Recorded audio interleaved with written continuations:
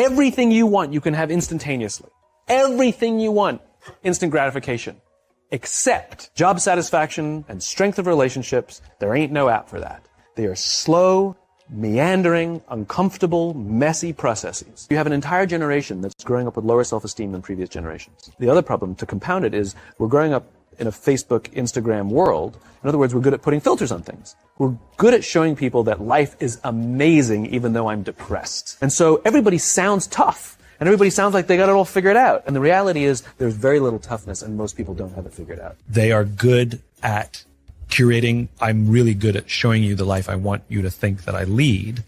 And so they're really good at presenting a confidence that they don't have. They sound like they have all the answers when they don't. There is good evidence that this young generation seems less capable to deal with stress than previous generations. That is true. Like Maslow's hierarchy of needs. Maslow made a huge mistake in that hierarchy. His baseline, or basic need, is food and shelter. I've never heard of anyone dying by suicide because they were hungry. I've heard of people dying by suicide because they were lonely. So you have an entire generation growing up with lower self-esteem than previous generations, through no fault of their own. They were dealt a bad hand. Now, let's add in technology. And you have an entire generation that has access to an addictive, numbing chemical called dopamine through social media and cell phones as they're going through the high stress of adolescence. Why is this important? Almost every alcoholic discovered alcohol when they were teenagers.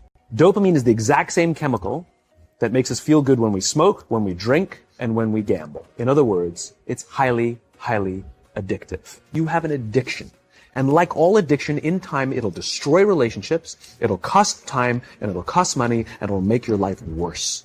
Deep, meaningful relationships are not there because they never practice the skill set, and worse, they don't have the coping mechanisms to deal with stress. So when significant stress starts to show up in their lives, they're not turning to a person, they're turning to a device, they're turning to social media, they're turning to these things which offer temporary relief. The worst case scenario is we're seeing an increase in suicide rates, we're seeing an increase in accidental deaths due to drug overdoses, we're seeing more and more kids drop out of school or take leaves of absence due to depression. This is really bad. Those are all bad cases, right? The best case scenario is you'll have an entire population growing up and going through life and just never really finding joy.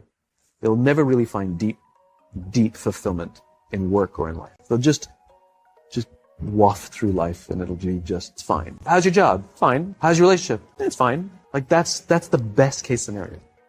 Our lives looked very different than they do now. We got our sense of purpose from church, hung out with our neighbors. They came over and on the weekends, and work was a place that we went to make money to pay for our lives, to pay our bills. It was also a different time where we were super loyal to the company and the company was super loyal to us. And that was life.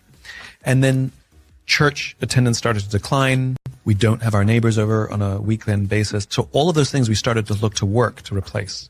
So now we say to work, you have to give me a sense of purpose. You have to give me my social life. You have to give me a sense of community and belonging. And it is an impossible standard to put on any culture that they can do all those things for you, just like we've put impossible standards on romantic partners, that they have to be my intellectual equal. They have to be sexually compatible with me. They have to be emotionally compatible with me. They have to share all of my interests, all of my politics. These are impossible standards to put on another human being. And we're literally setting people up to fail. We're setting up business cultures up to fail as well. Like literally no culture can live up to that standard. You know, this younger generation who seem to lack the skills for coping with stress, not very good at asking for help, very confrontation avoidant. Like I said, so afraid sometimes to have the question, ask the boss, can I have a raise, that they would rather just quit. And it's often with an email that says, you don't appreciate me, you don't pay me enough. I was like, what? You just had to ask me, I would have given you a raise, you know? And I think part of it is also that, you know, when somebody is anxious about something, they do poorly present. They do make things binary because there's fear or anxiety or stress or fear of rejection. What if my boss says no, right? Can I handle that? Like all of these things that come into these very sort of binary aggressive things. And I always equate all of these challenges at work to personal relationships. Like you can't go to the person you love in your relationship and say, I demand this. It's just not going to go well. Right? But you present a situation, you say, I want us to move through this, and how do we work through this together? And I think that's how these difficult work conversations need to happen. A work relationship is a relationship like any other relationship. And so you flash forward to adulthood, and men who learn that skill of taking a risk, facing rejection, being rejected, and then trying again, makes them resilient entrepreneurs. assuming traditional roles are played, a woman who hasn't learned the skill of risk rejection is more afraid of the risk as an adult. We could argue that with online dating, swiping left and right, that everybody's losing the skill. That nobody has to take a risk because you just swipe right. You don't know that they swiped left on you. They think maybe they just didn't see you. So you only get we connected, but nobody ever gets rejected. So are we building, that goes back to the original conversation of a young generation that's less capable of dealing with stress than older generations. Like there are fewer opportunities to risk, reject, have to try again. Everything you want, you can have instantaneously. Everything you want, instant gratification, except job satisfaction and strength of relationships. There ain't no app for that. They are slow, meandering, uncomfortable, messy processes. And so I keep meeting these wonderful, fantastic, idealistic, hardworking, smart kids. They've just graduated school. They're in their entry-level job. And I sit down with them and I go, how's it going? They go, I think I'm going to quit. I'm like, why? They're like, I'm not making an impact. I'm like, you've been here 8 months. It's as if they're standing at the foot of a mountain. And they have this abstract concept called impact that they want to have in the world, which is the summit.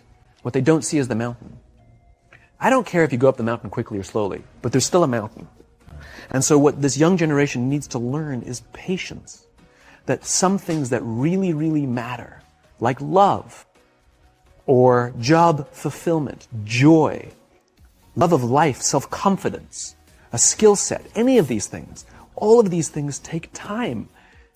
Sometimes you can expedite pieces of it, but the overall journey is arduous and long and difficult. And if you don't ask for help and learn that skill set, you will fall off the mountain. When we're very, very young, the only approval we need is the approval of our parents. And as we go through adolescence, we make this transition where we now need the approval of our peers. Very frustrating for our parents, very important for us. It allows us to acculturate outside of our immediate families into the broader tribe. Right? It's a highly, highly stressful and anxious period of our lives, and we're supposed to learn to rely on our friends. Some people, quite by accident, discover alcohol and numbing effects of dopamine to help them cope with the stresses and anxieties of adolescence. Unfortunately, that becomes hardwired in their brains, and for the rest of their lives, when they suffer significant stress, they will not turn to a person, they will turn to the bottle. Social stress, financial stress, career stress. That's pretty much the primary reasons why an alcoholic drinks. Right? What's happening is because we're allowing unfettered access to these dopamine-producing devices and media, basically it's becoming hardwired, and what we're seeing is as they grow older, too many kids don't know how to form deep, meaningful relationships. Their words, not mine. They will admit that many of their friendships are superficial. They will admit that their friends, that they don't count on their friends, they don't rely on their friends, they have fun with their friends, but they also know that their friends will cancel on them as something better comes along. Deep, meaningful relationships are not there because they never practice the skill set, and worse, they don't have the coping mechanisms to deal with stress. So when significant stress starts to show up in their lives, they're not turning to a person, they're turning to a device, they're turning to social media, they're turning to these things which offer temporary relief. We know, the science is clear, we know that people who spend more time on Facebook suffer higher rates of depression than people who spend less time on Facebook. These things balanced. Alcohol is not bad. Too much alcohol is bad. Gambling is fun. Too much gambling is dangerous. Right? There's nothing wrong with social media and cell phones. It's the imbalance. But if you don't have the phone, you just kind of enjoy the world. And that's where ideas happen. The constant engagement is not where you have innovation and ideas. Ideas happen when our minds wander and we go, and you see something, I bet they could do that. That's called innovation. Right? But we're taking away all those little moments. And none of us should charge our phones by our beds. We should be charging our phones in the living rooms. Remove the temptation. You wake up in the middle of the night because you can't sleep, you won't check your phone, which makes it worse. But if it's in the living room, it's relaxed, it's fine. But it's my alarm clock. Buy an alarm clock. They cost $8, right? I'll buy you an alarm. Right? But the point is we now, in industry, whether we like it or not, we don't get a choice. We now have a responsibility to make up the shortfall and to help this amazing, idealistic, fantastic generation build their confidence, learn patience, learn the social skills, find a better balance between life and technology. Because, quite frankly, it's the right thing to do.